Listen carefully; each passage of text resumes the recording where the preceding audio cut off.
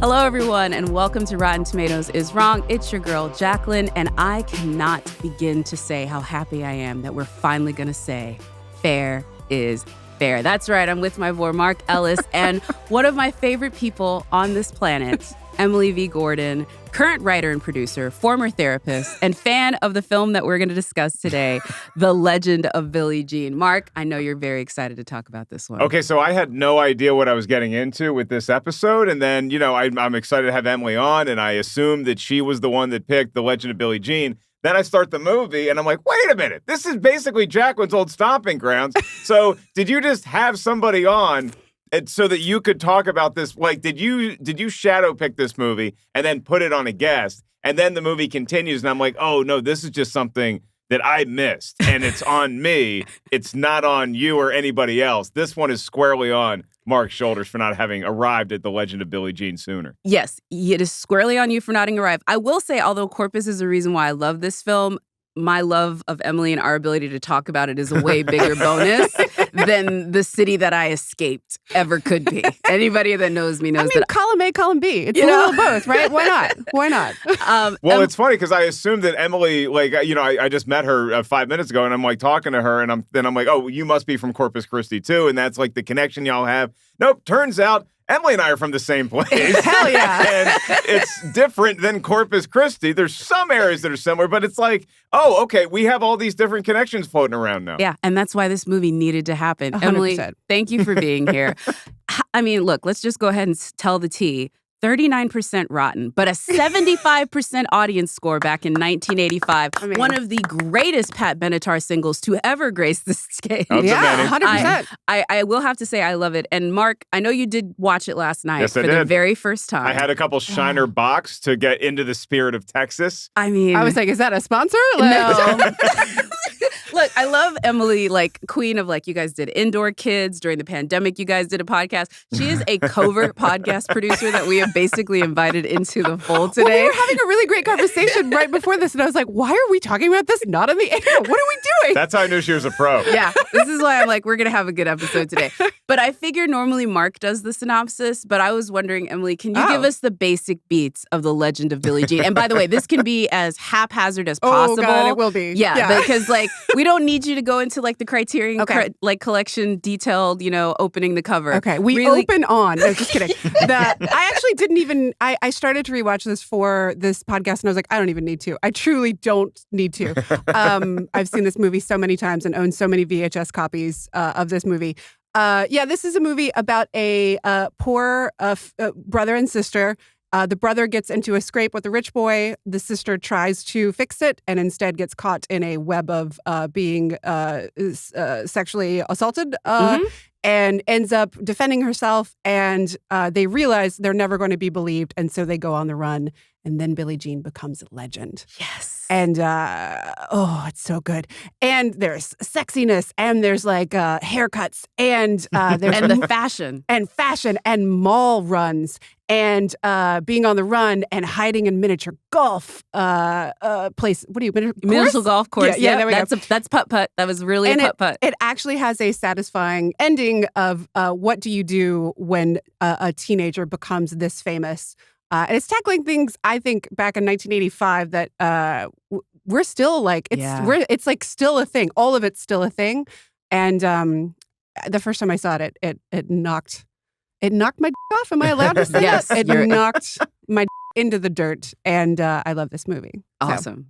I haven't checked to see if that happened with me yet, but I just saw it last night. So this movie, it takes some time. Its effect is still sitting in with me. But it had an effect. It certainly did. And I echo a lot of the sentiments that Emily just said. And I feel like this is going to be a really fun episode because even people who haven't seen it, we're going to be talking, as we always do, talking about the plot and some of the details. But even if you haven't seen it yet, I think that this show could be the gateway into you wanting to check it out. It should be. It really should be. Anyway, so Mark, I'll start with you. The question of the moment, is Rotten Tomatoes wrong at 39% for The Legend of Billie Jean? The audience ain't wrong. The audience got it right. They knew this is a fresh movie. And the 39% rotten, I really am excited to hear some of the reviews that our buddy Tim selected for why this movie's rotten, because don't see like it. This doesn't even feel like a guilty pleasure. This feels like an actual quality movie where, I mean, it doesn't have the biggest budget in the world, and it echoed a lot of things from like, okay, Red Dawn came out the year before, but it also was a precursor to the social media age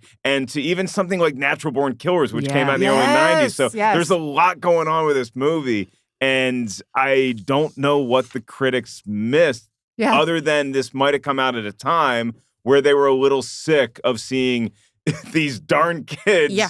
I mean, it felt like every movie reviewer was like a bad guy from an episode of Scooby-Doo, where it's like, you darn kids. It's like, no, the kids are all right. Yeah, the kids are all right.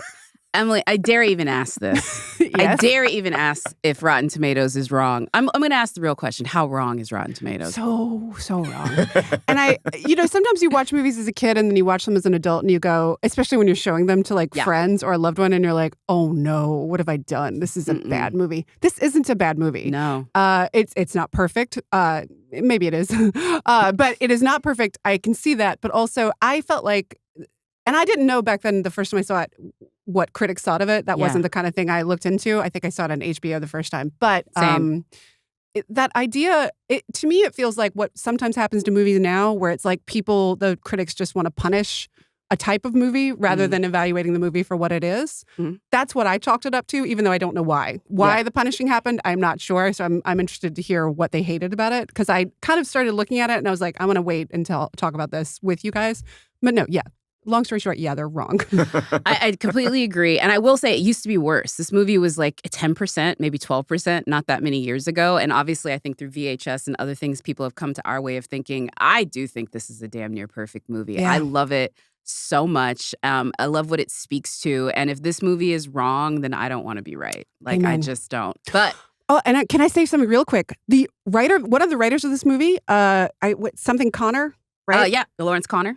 Father of Jenny Connor of Girls fame, and Jeremy Connor, who's also a very talented comedy director. What a crazy thing! That is a crazy thing. Yeah. Dude, Hollywood. I love that. I've been telling Jenny Connor I would like to meet her father. So seriously, though, I want to talk about this. In the face. So let's go ahead and find out. I obviously think that Rotten Tomatoes is wrong, very wrong. As wrong as they can be, honestly. But let's find out what the critics were saying and take it over to our favorite segment, 2 Minutes with Tim. 2 Minutes with Tim. Joan of Arc makes for a great cinematic protagonist, most notably in The Passion of Joan of Arc, which is one of the best movies ever made. If you haven't seen that one, you should probably get on that. The idea of transplanting the most famous of rebellious teenagers to the present day isn't necessarily a bad one.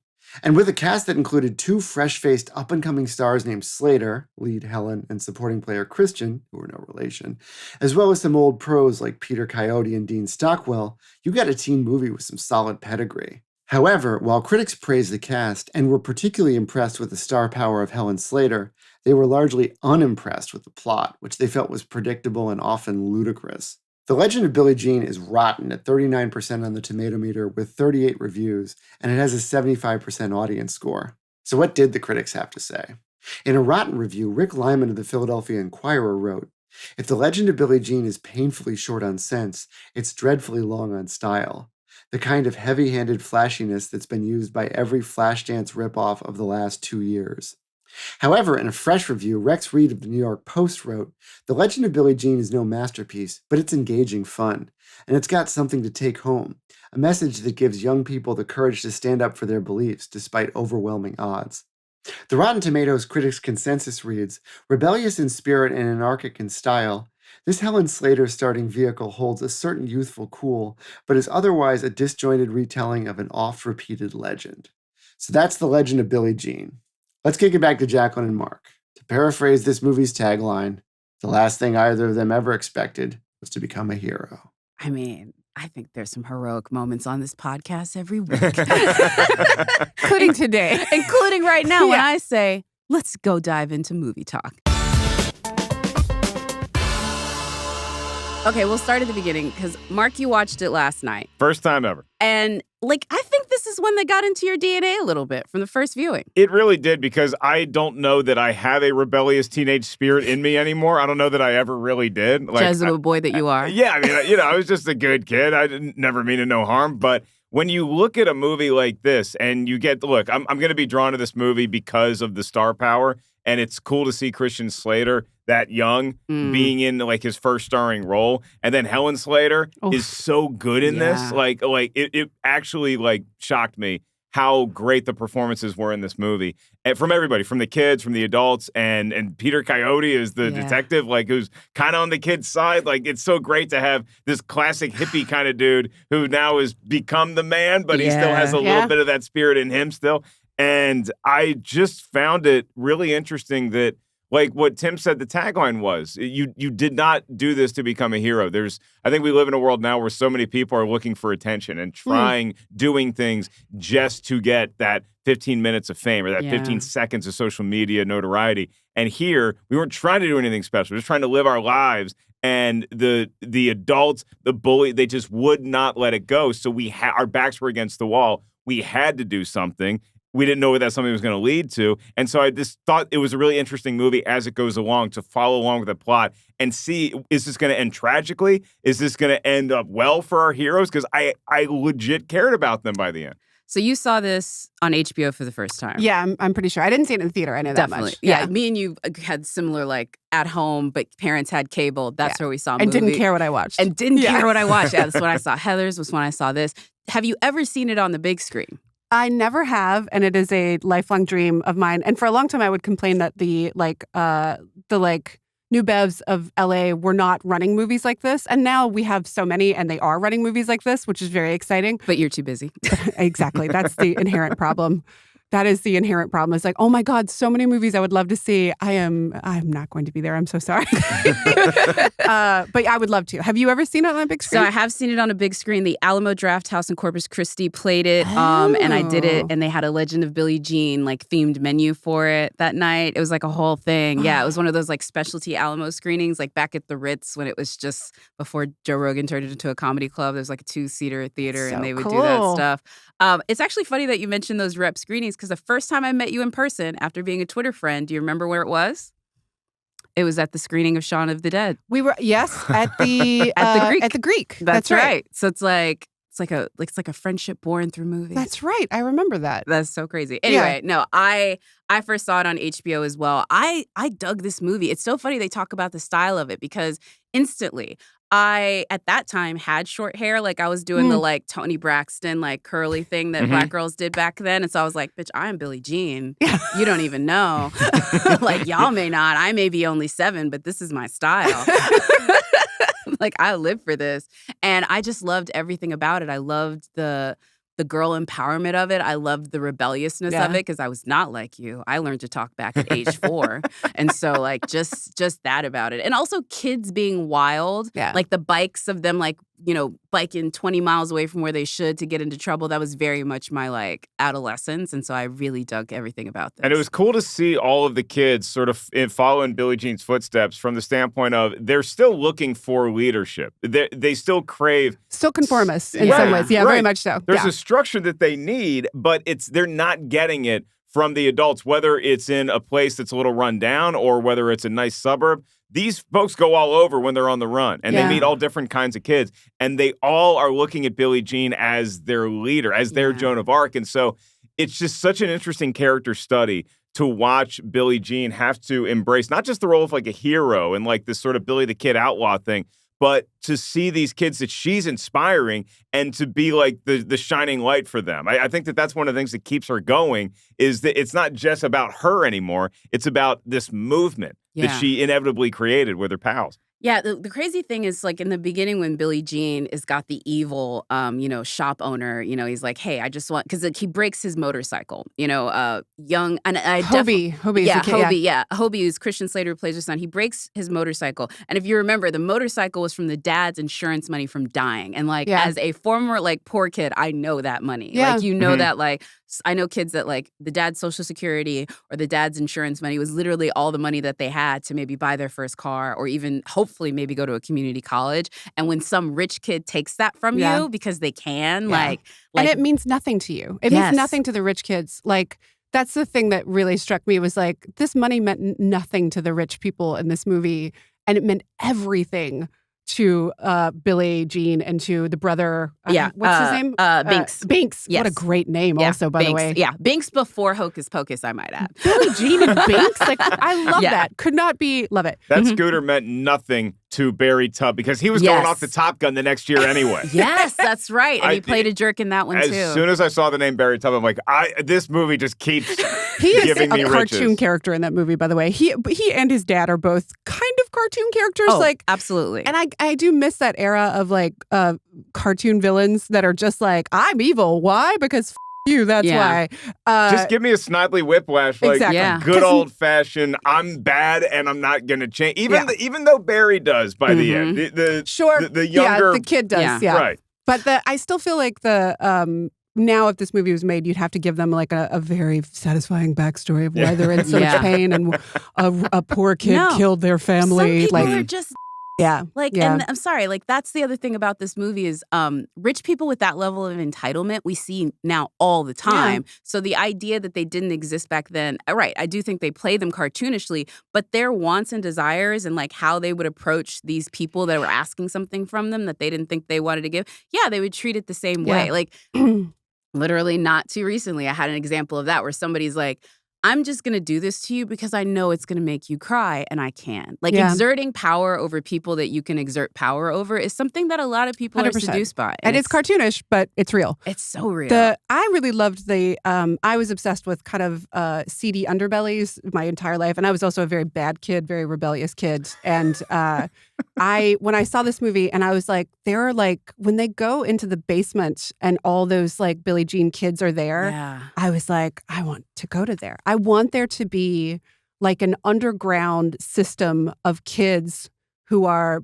like outside of the system and like no one cares about them, that are working together to like cause some chaos. I wanted that desperately. And the thing is, they're not in that basement doing what all the adults probably assume they are, right? Like I don't recall there being a lot of drug use or drinking or anything. No drugs, no rock and roll. Right, we're not even hooking up. There's like we're holding hands. They're and we're organizing. Kissing. Right.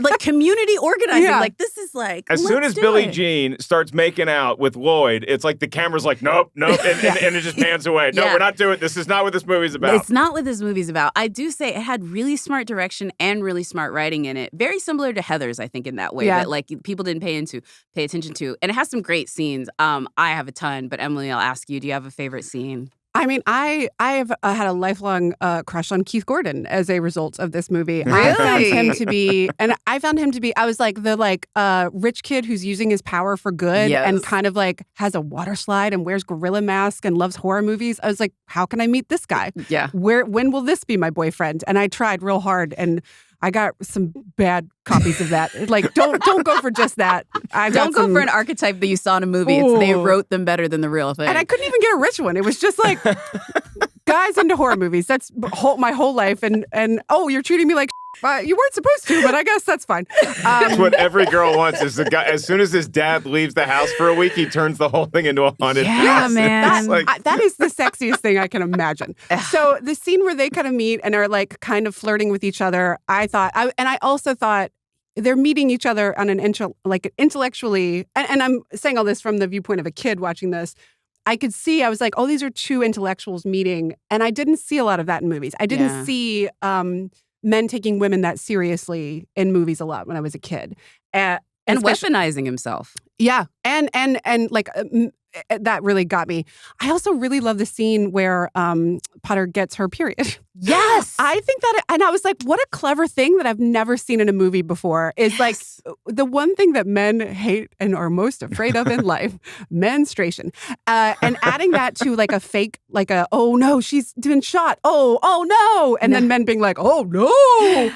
I found that delicious. And then best writing in the movie was in that moment, Binks does his like kid and she's like, shut up. Yeah. This is beautiful. I thought it was beautiful. Progressive because like I keep waiting for this movie to sort of show its 80s-ness, you know, to show that it was made in a period of time 35 years ago, 40 years, where it just doesn't hold up. No. And you're right, we get the cartoonish villains, but all the kids in this that you're rooting for, like they share the ideals that I think a lot of kids today do. 100%. And so it's like, and I know that this movie wasn't a box office hit, it's become a cult classic, But the reach of movies like this, I won't give all the credit to this one film, but the reach of movies like this, where maybe they were off the beaten path, they weren't the biggest movie at the multiplex that summer, you can feel it permeating still. Yeah. And like the scene with every kid is so good. Seeing Yardley Smith, like the future Lisa Simpson, is doing Lisa Simpson in the movie. Doing Lisa Simpson in the movie. And she pretty much is, And it's like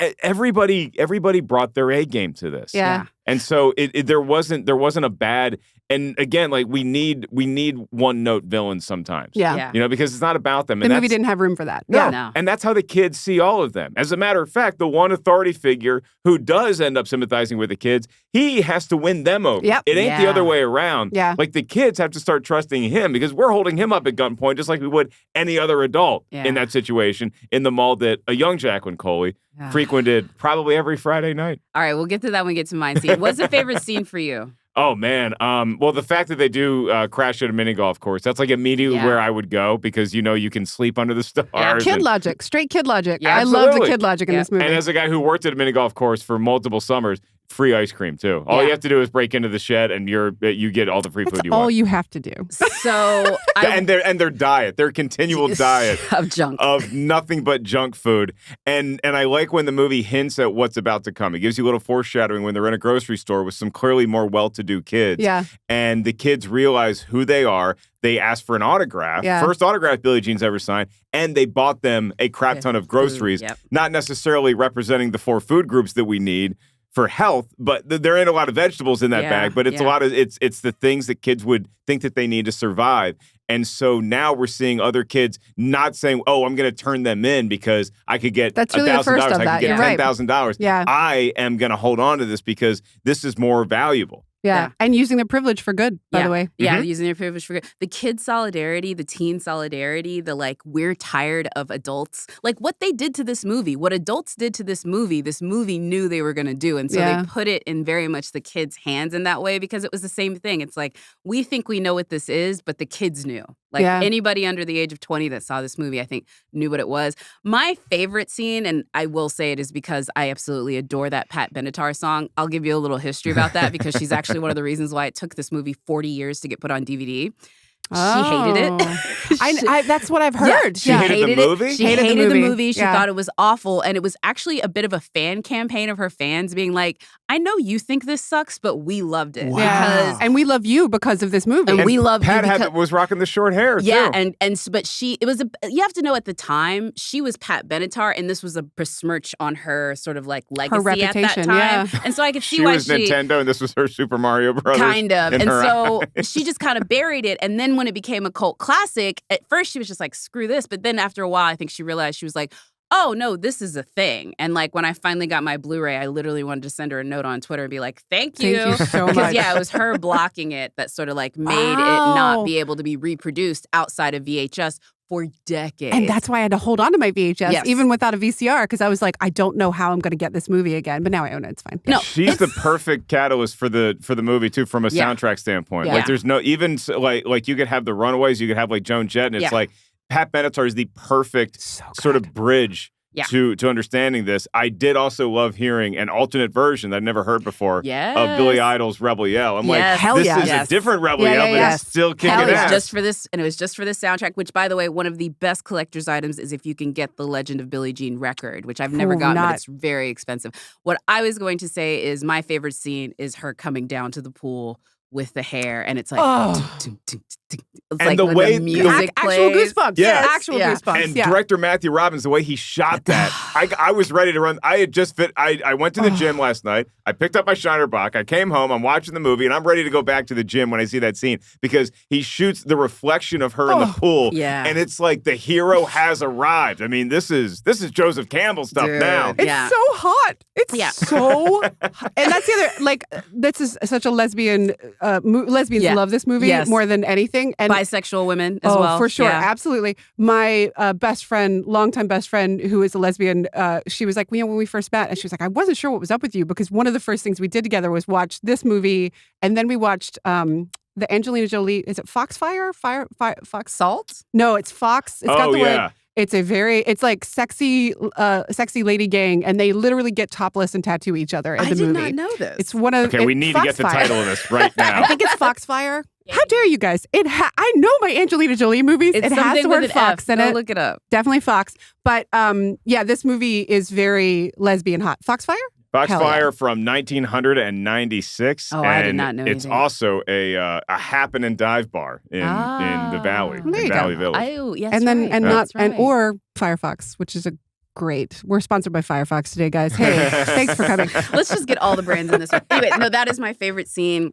A second scene to that is their run through Sunrise Mall. So great. Because for folks that don't know, Sunrise Mall, I believe now is not a mall anymore. It's just like a community college and it's not real. But that was the mall in Corpus. I saw so many movies there because that was also the Dollar Cinema in Corpus. Oh, cool. And it was next to the like Rich Kids Mall, which came later. Like that mall came when I was like 14 is when we got the good mall, but I could only shop at the one that had Sears, and that was the mall. We had an old mall and a new mall, and they Yes. were connected by JCPenney, and you can either afford the old mall or you can afford the new mall. Yeah. Ours were not connected, but they were definitely right next to each So other. funny. Like, right there, and they run through, and it's a gorgeous mall. Like it had the big waterfall, and it had like a rock and roll stop. I mean, it really does look like the mall from like Fast Times in Ridgemont High. It is such an 80s mall, and it was a huge deal when it came to Corpus. Like, the way they treat this mall in this moment of Billie Jean is the way they treat the mall when it comes into Stranger Things, because that's how new it was at that time. Like I think it came out in like 1980 or 1982, so it was like a brand perfect new mall. Okay, so it was a big mall for me. Watching this movie, it was a big mall because they had an escalator. Yeah, And that was the at thing, that yeah. time, I don't know if they've added one since, but Patrick Henry Mall in Williamsburg, Virginia, was just one story, and so it was a nice mall, but it wasn't like I didn't know what a rich mall was until actually, and then I went to college at Wake. Haynes Mall, baby. Yeah, Really? Haynes Mall, that's it, right next to Forsyth County Hospital, Yep. where I was born. And I was like, man, y'all really come up since I was born here, because that was just like the happening spot. Then you go to the nice mall, you go to Village Tavern for dinner, and it's like, oh, okay, Winston-Salem, look at us. Baby, you should see it now. We'll talk about that off the bike. I love that mall, and my favorite part of that mall sequence, I think, also as an adult who is in the industry now, the interviews, the news interviews of the kids, Yeah. is Yeah. such a fun moment, and it like you said, it's another way of us seeing how big this is getting, and that one there's like. Some of them are funny and some of them are just like, and then this happened, and then this. Like, it's such a funny moment, but it also accomplishes a lot with just a couple of little tiny segments of these kids getting interviewed. It's a great scene. Yeah. That whole scene is amazing. I just went to investigate. Yes, Sunrise Mall was still live and well, and the only remaining things that are in it are a Planet Fitness, Freedom Fitness, and a New Life Church, and the things that own it have now filed for bankruptcy. So it's one of these commercial buildings that is being like walked away from, but it's still got a church, a Planet Fitness, and a Freedom I'll Fitness. guarantee All you your that shopping the needs. church there is in the Dollar Movie Theater, is where the Dollar Movie Theater used to be. Yes, and that was in the Dollar Movie Theater. I will say, did make it like I even saw it the last time I went home to Corpus. I went to the Dollar Theater because it only closed in 2019.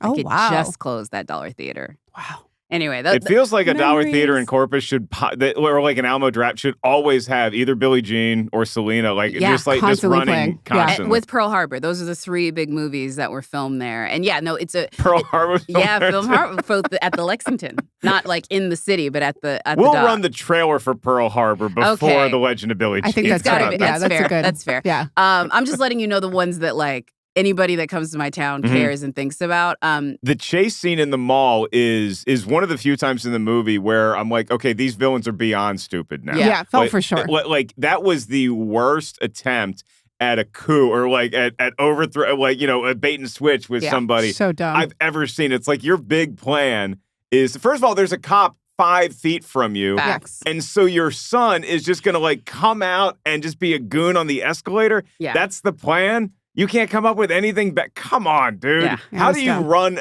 a store that survived for any amount of time and you're this bad at doing something that seems so simple? It does. There's a big Joan of Arc connection that they put to this. And I'm not Yeah. going to say that like her becoming a legend was true. The big difference on this one is like Joan of Arc was first, she went from pet to threat, right? She became something that they wanted to use for propaganda and everything that they wanted for it. And the minute she became something too big, they Yeah. wanted to destroy her.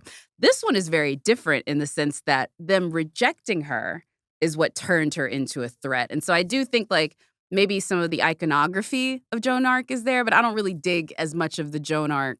I think, and vibes. also it's just haircut. I think they literally like haircut, lady got short hair, Joan of Arc. Yeah. But also obviously in the end, when they're burning the effigy of her, I was like, clearly, and like I could see where Joan of Arc, the movie is in this movie. Yeah. Like you can see all those connections. But to me, Billie Jean it's not that she's rejected, she's objectified. Yeah. Like she's objectified. And I saw such a class thing there of like it wasn't even a conversation I don't think they had in the movie of like, they're never going to believe us because we're poor. It was just like, yeah, duh. Like, one's we're gonna not even believe going us. to ask. Like, we're not even going to ask. We don't even have to discuss this amongst ourselves. They're not going to believe us, and we Yeah. have to get out of here because this is bad. Another great movie where there's no parents. Yes. Love that. Except for Potter's mom who smacks her. Oh, yeah, because she goes out on a date, like, and like the mom shows up for the very beginning, goes out on a date, and we never see her That's again. it. That was what I was going to mention. So, Yeah, if I'm Potter, I'm definitely trying to join these fellow Well, kids sure. who are Also sick. that. and that was the best thing. Slap me, let me Potter, get the yeah. scissors. You just recreated my entire childhood. Like every interaction with my mother. You think you can hurt You're me gonna hurt me. more? I'm gonna hurt you more. And also, I'm going to hurt myself more than you can ever hurt me. So don't even try. I think we literally, so me and Emily went for a walk recently, and I literally think that was the subject of the talk. Would be like revenge. Yeah. I'm just still about revenge.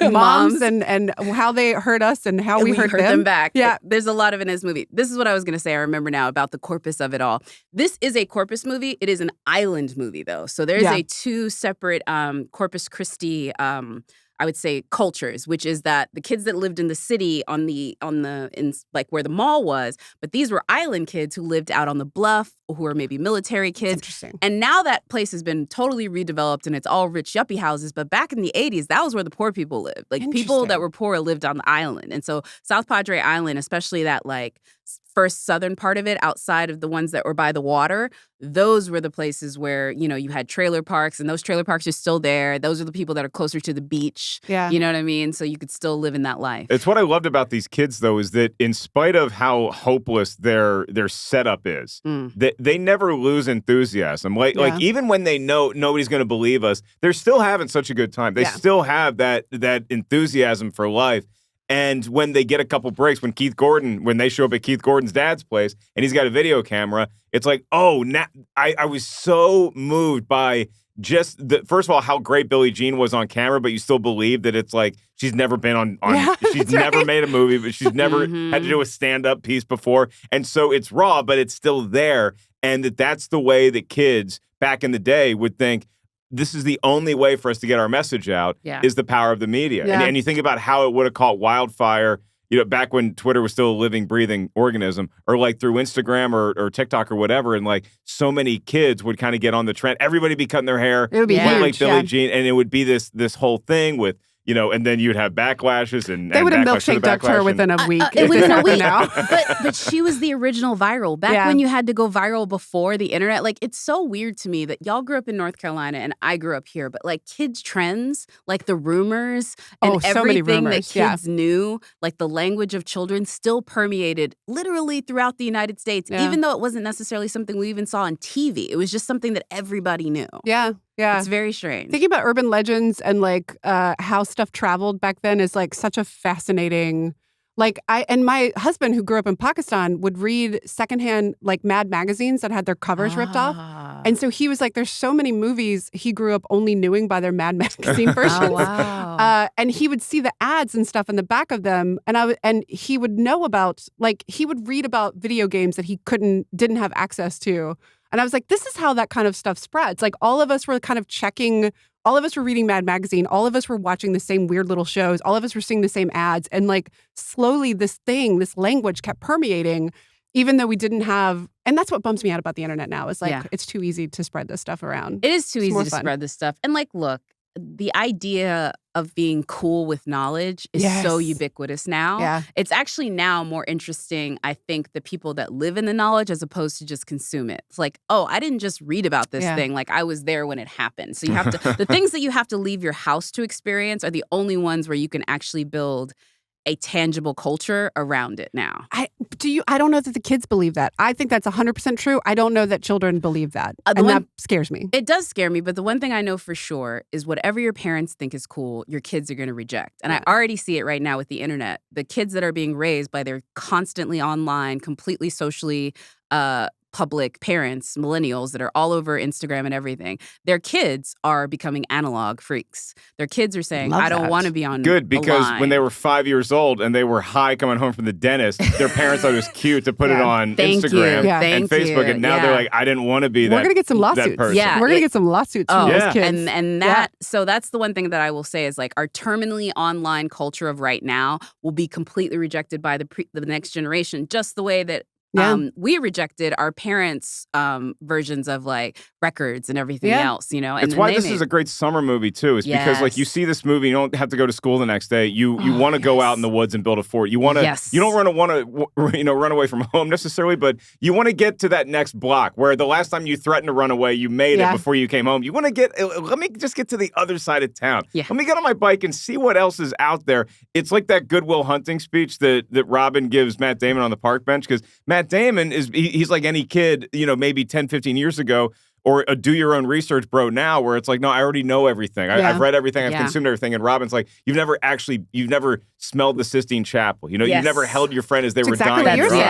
It's the same sort of thing. It's the same sort of thing. And I think those experiences are going to become a lot more precious, because you can't be precious about the knowledge because it's all at your fingertips. Like anybody can find out. It's not special anymore. It's not special anymore. But I remember what the Corpus Christi Mall water fountain smells like. You don't. Like I remember what it was like. A dirty pool? Like a dirty pool with a little mix of orange Julius and pretzels. Like that's what it smells like. Is like, I know what it feels like to be kneed in the nuts 7 times in this movie.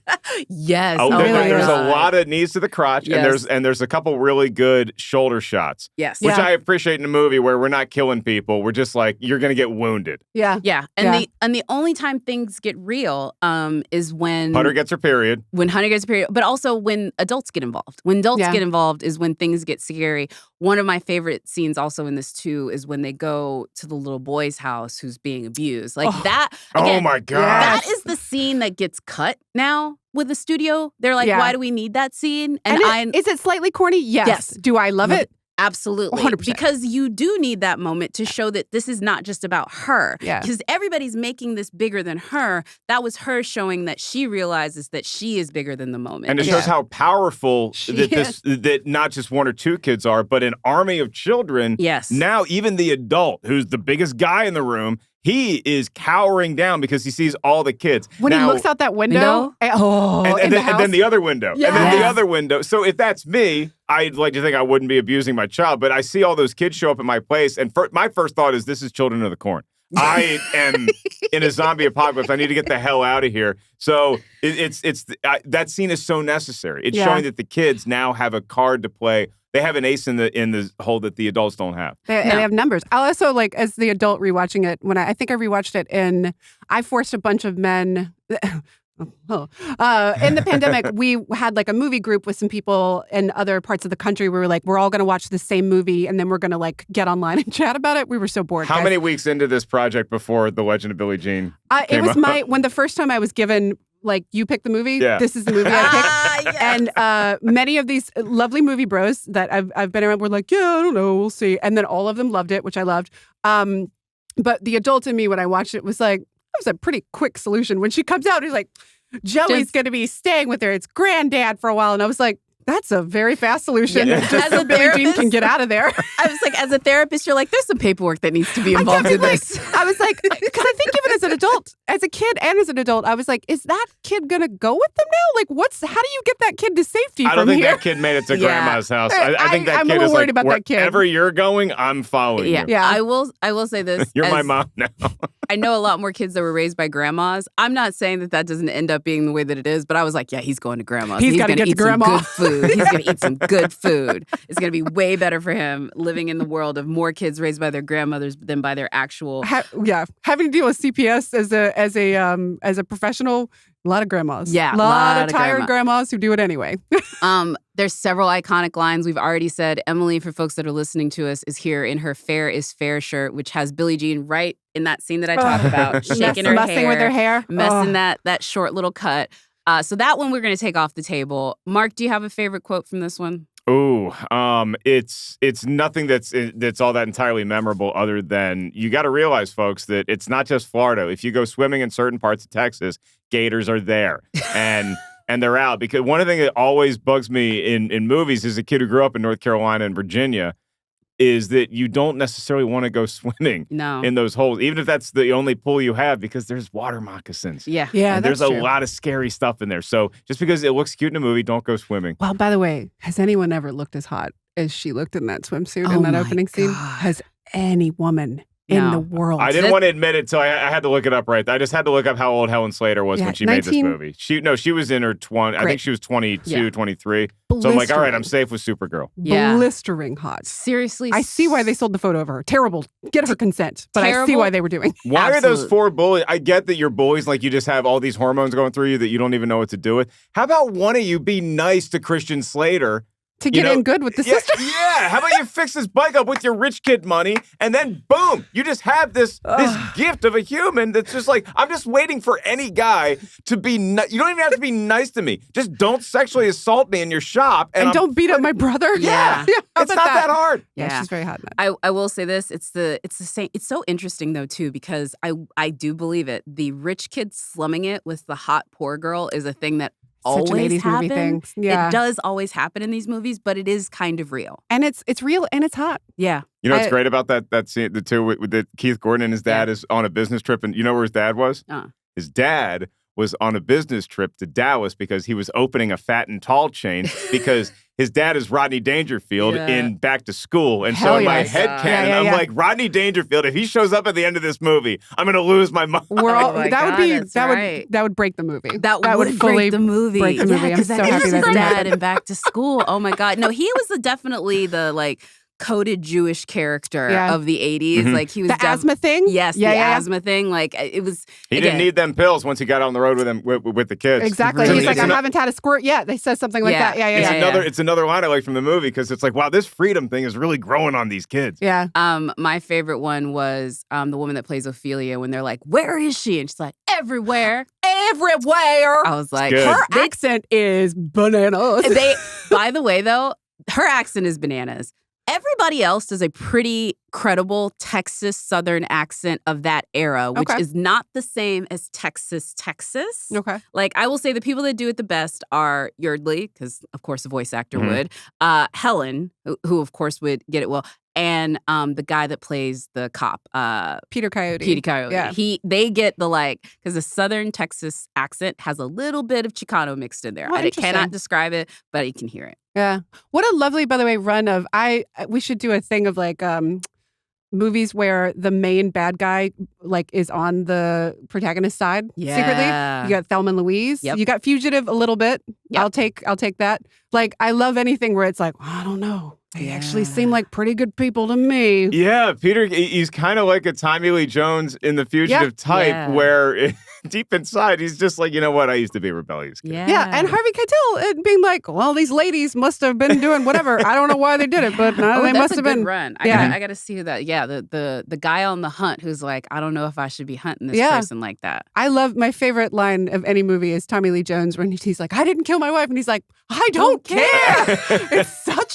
It's the best line of all time. Just give him the Oscar. And looking at him like, why would you think I do? Yeah, it's beautiful. Do you have a favorite line before we get out of here? I mean, it's hard to not do Fair is Fair. It's hard to not do It's Wonderful when she gets her period. It's hard. All of these are great lines. I also love when the little kid brings the videotape into the newsroom. Oh, he's so cute. And he does the little Superman arms. He can't get the Fair is Fair. That's my favorite line. That motion of that little kid doing that it. Little kid. By the way, they did go into KIII, that's the local Corpus Christi station, and as well as K1 C101. That is the radio. That's that a is real the radio That's station, a real right? radio. That's our version of the radio station Yeah. that you're here. That's like the rock station, and That's the 95.5 that is the KLOS 95.5 of Corpus of Christi. that. Yeah. We could talk about this movie literally forever. And I how feel, Kit Kat hasn't changed. The classic Kit Kat, when Putter's holding it, and that's another one of my favorite quotes, is like, well, you probably feel bad because you've had 20 of them. Yeah. But like, that's how Kit Kat is supposed to, it's not supposed to have mint in it, okay? It's not supposed to have dark chocolate. That's what a Kit Kat was back in the 80s, kids. Okay, Yeah. you sound like an old man because they are very good. You're cheating the system. Back in my day, we didn't have extra toasty Cheez-Its. You had to dig in the Cheez-Its to find the few extra toasty. Now you kids can just buy boxes of them. Oh, you know what? Just lean into it, sir. Lean into There's it. room for all of it. Lean There's room into for it. all of the junk foods for all of us. All right. That wraps up movie talk. Let's go ahead and get out of here. I will go ahead and say Oscar-nominated screenwriter Yeah, that's right, Emily V. baby. Gordon. You were fresh off of our collective action, so you can get back to work. What should folks be on the lookout for besides supporting you at the Emmys next January with your show Chip and Dale's? Mhm. That's very exciting. I always tell people I like these days moves in silence. It's way better. So don't look for me. Don't look for me. Don't find me. I'll be there if I need to be there. Thank you so much. Love you guys forever. You can find Emily V. Gordon maybe camping out at a mini golf place yeah. on the edge of town. Don't need it. Don't want it. Okay, I'm Let's get gonna do outta it. Emily's show is nominated. Her husband is nominated for Best Actor. She was a show that she produces. Welcome to Chippendales. If you haven't seen it, It's it's on fantastic. Hulu. Otherwise, she'll keep everything secret. But she's a very busy lady. Mark, do you have anything coming up, sir? Yeah, I'm going to be at the House of Comedy up in Seattle on. Sir, you're a stand-up? I didn't know this. I do stand up. That's so fun. I Okay. tell the jokes. Yeah. December 22nd and 23rd, I'm up there. So if this comes out before then that's where you can catch me. If not, I got Portland, San Diego, Boston, a couple other dates already lined up for early next year. Hell yeah. We should have said Emily V. Gordon, current actor, producer, former therapist, former comedy booker. That's correct. Oh, where at? Where did you? Meltdown. I She- booked a show called The Meltdown with Jonah and Camille and a Oh, yeah, I venue used to- called yeah. Nerd Melt. Yeah. I did both of those a number of times towards the end of the run when I moved out here. But it was even back in the day when it was just like thriving and I was newer on the scene. What a cool place to go. Because I'd hit all the clubs and all that stuff, but just what a cool place to go in the back of this comic book shop right on Sunset Boulevard. And everybody was so nice. You just felt like you found this club. Not unlike meeting a Billie Jean and just hanging out in that basement. That's what that felt Can like. I say something? I started that place. Thank you for getting that reference. That is literally We made the connection. the basement scene is what I wanted that venue to feel like. You mission accomplished. And now the internet knows. Wow. Yeah, that was very important to me. That venue, that was like 7 years of my life. Booking the show was 6 years. The whole thing was 7 years. I just talked to the owner of the store yesterday. We hadn't chatted in a little bit. It was a safe place magical. to try your nerdiest stuff for me anyway. Because like you could do Magic the Gathering, you could do a line at the Comedy Store, you could do a whole run at Nerdman, really see what was funny, what was going to work with the normies outside. I do dig that. Also, I will go ahead and say with the meltdown of it all is just listening to you guys talk about it now because I just watched it on the internet. Like you know what I mean? You never went. No, I mean I went to it after it was other things. Sure, but yeah. it wasn't while it was what you guys were doing with that. So it was just like when it was the show or when it was you guys doing that, and then it was like we were lucky to get a TV show. We were very lucky to be able to make a TV show and to make it in the space. It was very difficult. Yeah. To make it in that space. It was not made for a television production, but we pulled it off. Y'all made it happen. I will ask you anything TV show or like movie recommendations you want to give our audience. We always like people that have seen things. So There is a Australian show that is on Peacock. yeah. Yep. Or Paramount. Nope, Peacock. It's one of the P's. So sorry, you're going to have to look that up. Called Colin from Accounts. Colin from Accounts. Nice. And it is a romantic comedy television show that I was recommended by some of my British friends. And I love it more than anything. I will tell you the premise very quickly. It's two strangers who meet when the woman the guy almost hits her with a car. The woman in response flashes her boob at the guy. Then he hits a dog and the dog is very injured and they have to figure out what to do with the dog together. Oh. That doesn't sound funny. It could not be funnier. It could not be more romantic. I love it. Oh, I love wow. it so much. So I highly recommend Colin from Accounts. I'm going to check that out. Yeah. I love that. I love On British. one of the Ps. He knows that I love British shows. I'll figure. I think it is Peacock. I think it's Peacock. Yeah. Thank you so much for that. And I want to let everybody know this was one that we've been trying to get done for a while. But if you have any wild recommendations, please email us at RottenTomatoesIsWrong. Don't forget to rate, review, and subscribe wherever you find this one. Next week, we have a new episode, Mr. Mark. Which is it? Yeah, we're going to ring in the new year with what else? I mean, the best New Year's movie of all time. No, it's not Sleepless in Seattle. It's New Year's Eve. Yeah. From 2011. It's the Gary Mark. We did the Valentine's Day. We're going to do Mother's Day. Why not do New Year's Eve? And we'll see if it holds up. I mean, look, Gary Marshall assembled all of these movie stars because they liked him. Yeah. So we got to give it up for that. And we love Gary Marshall, and we love all of our listeners. Happy winter solstice. Yeah. And happy holidays and all that good stuff. And can't wait to chat with you all next year. Thank y'all for listening. We'll see y'all next time. Bye-bye.